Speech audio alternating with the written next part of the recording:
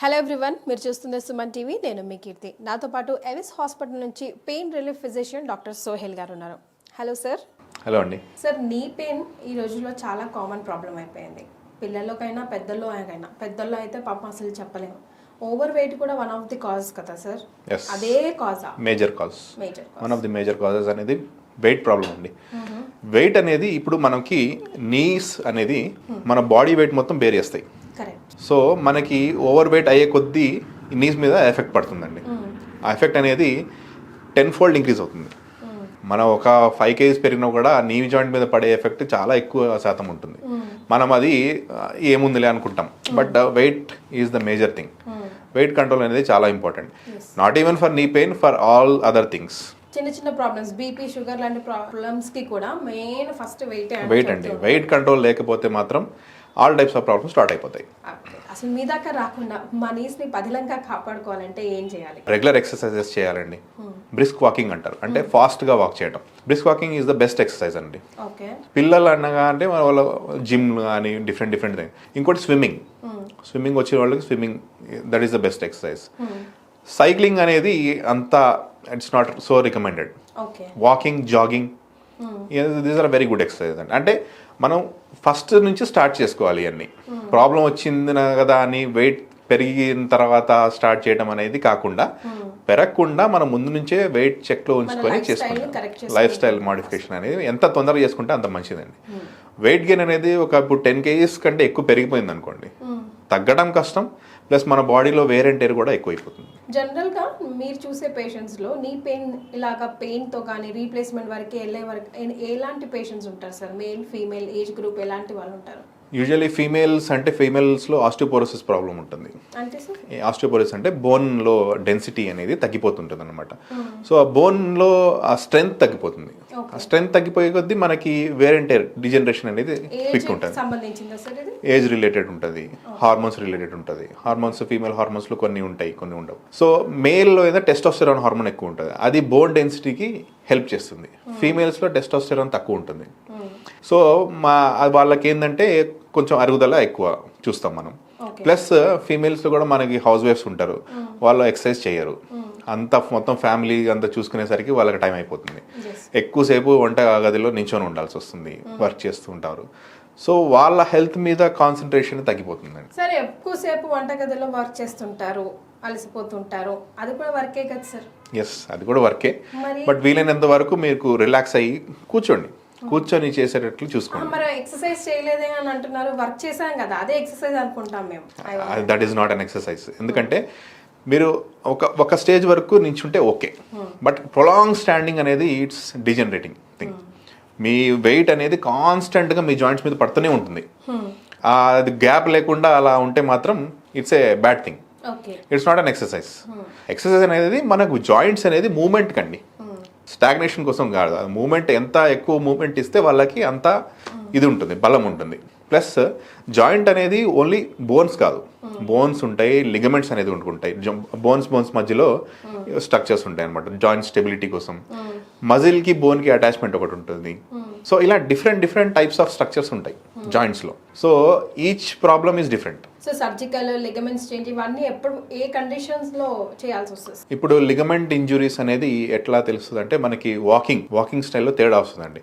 Walking చేసినప్పుడు మనం పడిపోతామేమో, మనం జాయింట్ ఒకప్పుడు ఆగాలి, ఆగినప్పుడు అలా మూమెంట్ వస్తుంది, ఎక్స్ట్రా మూమెంట్ వచ్చేస్తుంది, తెలుస్తుంది, పేషెంట్కి తెలిసిపోతుందండి. ఇలా మూమెంట్ వచ్చి ఆగలేకపోతున్నాము, ఏదో ప్రాబ్లం ఉంది, స్లిప్ అయ్యే ఫీలింగ్ వస్తుంది. అలా ఉన్నప్పుడు ఏదో లిగమెంట్ టేర్ ఉంది, ఏదో ప్రాబ్లం ఉన్నట్లే. లేకపోతే జనరల్ బోన్ పెయిన్ అనేది డిఫరెంట్ ఉంటుందండి, అక్కడ వరకే పెయిన్ వస్తుంది. స్టెబిలిటీ మారిందంటే some tendon or ligament problem ఉన్నట్లు. సో ఇప్పుడు లిగమెంట్స్, జాయింట్, ఇంకేం ఎలాంటి పెయిన్స్ వస్తూ ఉంటాయి సార్ జనరల్ గా? యూజువల్లీ ఇవే అండి, మాక్సిమం ఇవే ఉంటాయి. సో ఏం ఫస్ట్ సిమ్టమ్ ఏం చూపిస్తుంది సార్? జనరల్ పెయిన్ అండి. మనం పెయిన్ కిల్లర్ వేసేసుకుంటారు, సో టెంపరీ రిలీఫ్ వస్తుంది. సో మనకి ఏంటంటే కామన్గా మజిల్స్ అనేది వీక్ ఉంటాయి, మజిల్ స్ట్రెంథనింగ్ అనేది చేసుకోవాలి. సో ఇప్పుడు ఏంటంటే మెట్లు ఎక్కేటప్పుడు నీ పెయిన్ ఎక్కువ వస్తుంది. యంగ్ పీపుల్ అని చెప్పేది, ఓల్డ్ పీపుల్ కాదు. యంగ్ పీపుల్లో మనం మెట్లు ఎక్కుతున్నప్పుడు నీ పెయిన్ వస్తుంది, పట్టేసినట్టుగా పెయిన్ అనేది ఒక ఎట్లా ఉంటుందంటే ఏదో ఒత్తినట్లు, సమ్ డిఫరెంట్గా ఫీలింగ్ ఉంటుంది, అది తట్టుకోలేరు. అది దాని ప్రాబ్లం ఏంటంటే మజిల్ వీక్నెస్. సో ఆ మజిల్స్ స్ట్రెంథనింగ్ చేసుకోవాలి. క్వాడ్రిసెప్స్ మజిల్స్ అని ఉంటాయి మన థై రీజన్లో, దాన్ని ఆ మజిల్స్ని మనం స్ట్రెంథన్ చేసుకోవాలి. డిఫరెంట్ ఎక్సర్సైజెస్ ఉంటాయి. సో ఫిజియోథెరపీ అండి, physiotherapy is part of pain management. So మనం ఏమైనా పేషెంట్కి ట్రీట్మెంట్ ఇస్తున్నప్పుడు దాంతో పాటు సపోర్ట్ పెయిన్ మేనేజ్మెంట్ అనేది డిఫరెంట్ స్పెషాలిటీస్ అండి. పెయిన్ ఫిజిషియన్ ఉంటారు, ఫిజియోథెరపిస్ట్ ఉంటారు, క్లినికల్ సైకాలజిస్ట్ ఉంటారు, సో అలా డిఫరెంట్ పీపుల్ ఉంటారు.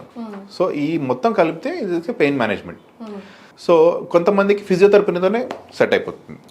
యూజువల్లీ మజిల్ వీక్నెస్ ఉన్న వాళ్ళకి ఫిజియోథెరపీ హెల్ప్ చేస్తుంది. సార్ నీ పెయిన్ వచ్చిన వాళ్ళకి జనరల్గా మోకాల్లో గుజ్జు అరిగిపోతుంటుంది అంటారు కదా, అది అసలు ఇంకా లైఫ్లో మళ్ళీ మనం ఆ గుజ్జును అనేది రీప్లేస్ చేయలేము, వి కాంట్ అని అంటారు. నిజమా అబద్ధమా? Is there like any service to it or no?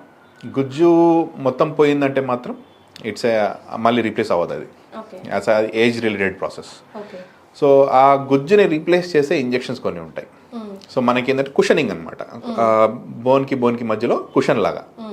So ఆ గుజ్జు అరిగిపోయిందంటే మీనింగ్ ఏంటంటే ఇట్స్ గాన్, దేవుడు ఇచ్చింది అది అంతే, మనం అది ఏం చేయలేము, దానికి రీక్రియేట్ చేయలేమని అంటే కొన్ని ఇంజెక్షన్స్ ఉంటాయి, అది మాత్రం చేయొచ్చు. సరే మీ దగ్గరికి ఎప్పుడైనా ఎవరైనా సార్ నేను బాగా నడుస్తాను డాక్టర్ గారండి, నాకైనా కూడా ఇలా మోకాల నొప్పులు వస్తున్నాయండి, వెయిట్ కూడా అడ్యుకేట్గానే ఉంది అని అడుగుంటారు కదా, ఎందుకు అలా అవుతుంది సార్? మరి స్ట్రెస్ రిలేటెడ్ ఉంటుందండి, అంటే మనకి జాయింట్స్ మీద కొంచెం ఎక్కువ స్ట్రెస్ పడుతుంది.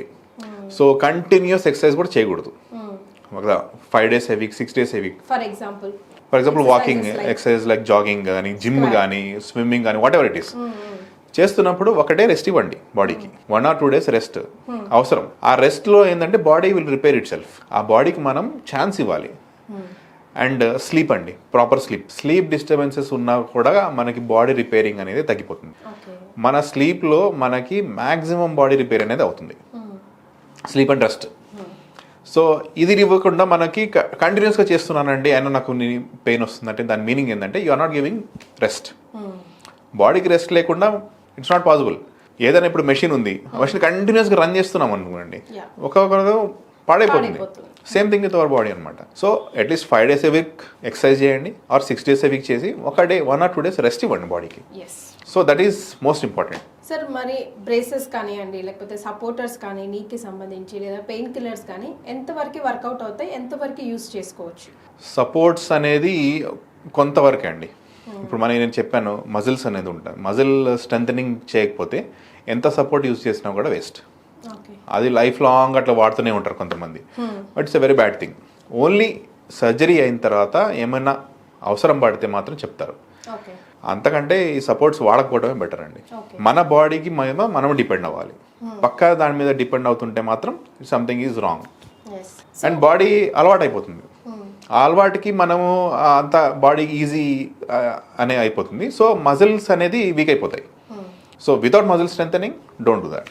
సో నీ పెయిన్కి సంబంధించి ప్రేక్షకులకి మీరు చెప్పాల్సి వస్తే, ఎంత పెయిన్ స్టార్ట్ అయినప్పుడు మీరు ప్రికాషన్ తీసుకోవాలి, you have to start doctor దగ్గర చూడాలి, వెళ్ళాల్సిందే అని చెప్పేసి ఎలా? ఇప్పుడు యంగ్ పీపుల్లో నీ పెయిన్ స్టార్ట్ అవుతుంది, సో బాడీ రెస్ట్ ఇవ్వండి. ఇమీడియట్గా మందులు వేసుకోవడం అనేది చేయకండి, బాడీ రెస్ట్ చూసుకోండి. 1 or 2 days రెస్ట్ ఇవ్వండి, యూజువల్లీ సెట్ అయిపోతుంది. Young people especially it is normal. అంటే స్ట్రెయిన్ వల్ల, స్ట్రెయిన్ అనేది కామన్, బాడీ యూజ్ చేస్తున్నాం మనం, మా నీ జాయింట్ యూజ్ చేస్తున్నాం, ఆ స్ట్రెయిన్ అనేది తీసేసాం. 1 or 2 days సెట్ అయిపోతే ఓకే, మళ్ళీ యాక్టివిటీస్ స్టార్ట్ చేసేయండి. తగ్గలేదనుకోండి మీరు కన్సల్ట్ చేయాలి, డాక్టర్ని కన్సల్ట్ చేయాలి. అండ్ డోంట్ ప్రొలాంగ్, ఏముందిలే వదిలేస్తున్నాం అనుకోండి, అది కాస్త కొంచెం ఇంకా పెరుగుకుంటూ పోతుంది. సో వర్స్ట్ క్రానిక్ సిచ్యువేషన్లో ఏమవుతుంది సార్? క్రానిక్ అంటే 3 months కంటే ఎక్కువ టైం అయిపోతే దాన్ని క్రానిక్ అంటారండి. క్రానిక్ వెళ్ళిపోయిందంటే it's a very bad thing, you are doing something wrong. Usually 1 week లోపలే తగ్గిపోవాలి పెయిన్. ఏమైనా జిమ్ చేస్తున్నామా, వేరే ఎక్సర్సైజ్ చేస్తున్నామా, ప్రాబ్లం వస్తే 1 week అలా తగ్గిపోతుంది. నేను చూశానండి మజిల్ ప్రాబ్లం, మజిల్ స్ట్రెయిన్ వల్ల జిమ్ చేస్తున్న వాళ్ళు కానీ, ఈవెన్ నార్మల్ ఇప్పుడు తుమ్ముతారు, దగ్గుతారు, సడన్ మూమెంట్ వచ్చి మనం బాడీ పట్టేస్తుంది, కొంతమంది నిద్దట్లో పట్టేస్తుంది. 1 month వరకు పెయిన్ చూసాను నేను patients, 1 month 1.5 months even just muscle pain. So మిగతా టెస్ట్లు మనం చేస్తాం, డౌట్స్ వస్తాయి, ఎంఆర్ఐ తీస్తాము, ఎక్స్రేలు తీస్తాం, అన్నీ నార్మల్ ఉంటాయి వాళ్ళకి. సో మెయిన్ కాజ్ అనేది muscle strain. So it will go on for 1 month. కానీ ఆ 1 మంత్కి మనం ఏం చేయాలి, ఏం మెడిసిన్స్ వాడాలి, ఎట్లా తీసుకోవాలి అనేది డాక్టర్ గారు చెప్తారు. ఫస్ట్ పెయిన్ రాగానే పెయిన్ కిల్లర్స్తో పాటు స్ప్రేలు మాకు మార్కెట్లో ఈజీగా అవైలబుల్ ఉంది సార్. ఆ స్ప్రేలు కొట్టేసుకుంటున్నాం. దానివల్ల ఎంతవరకు హాని జరుగుతుంది, ఎంతవరకు రిలీఫ్ ఇస్తుంది నిజంగానే? కొంతవరకు వాడితే ఓకే అండి. స్ప్రే అనేది యూజువల్లీ పెయిన్ కిల్లర్ స్ప్రే ఉంటుంది. స్ప్రే ఉన్నప్పుడు వాడుతున్నప్పుడు రిలీఫ్ వస్తుంది. రిలీఫ్ వస్తే వదిలేసేయాలి, కంటిన్యూస్గా వాడకూడదు. రిలీఫ్ రాకపోతే మాత్రం కన్సల్ట్ చేయాలండి. మళ్ళీ స్ప్రే చేసుకోవాలి. మళ్ళీ చేయాలి. Yes. Right, sir. Thank you so much. Thank you అండి.